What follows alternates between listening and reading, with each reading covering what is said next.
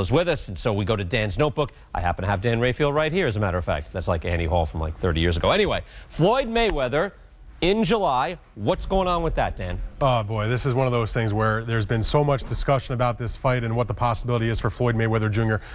Coming out of retirement, most likely. They are in negotiations for a Floyd Mayweather Jr. fight against lightweight champion Juan Manuel Marquez. From what I am told by sources involved with the situation is that they have basically made a deal. The problem that they're haggling over right now is what will be the exact weight.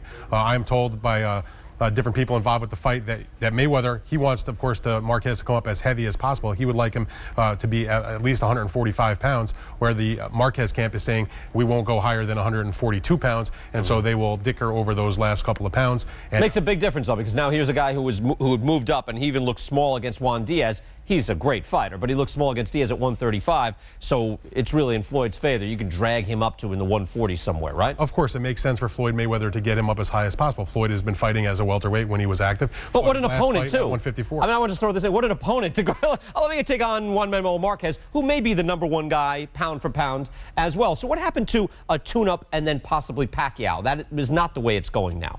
Well, I think they had talked about doing the tune-up fight originally. The problem was that was being discussed as a fight that wouldn't be on pay-per-view, that would be live on the HBO network, and I don't know if HBO was willing to pay Floyd Mayweather Jr.'s price to do a non-pay-per-view fight, so therefore they went to plan B, I guess, which was to come back and do a pay-per-view fight that would sell, that would be a popular fight because of Mayweather coming back off of retirement, and you also have Juan Manuel Marquez, who draws in a large contingent of the Hispanic fans. He's clearly the #1 Mexican fighter out there right now, and they're very passionate about their fights, and that would be a fight that would probably sell. Not a mega fight, but certainly not a fight that would do poorly at the box office. Look, you got to give Floyd Mayweather credit for that. You're going to come back. Let me go up against Juan Manuel Marquez, who I thought beat Pacquiao in the last fight. You thought he beat Pacquiao in both fights. Yes. How about that? Also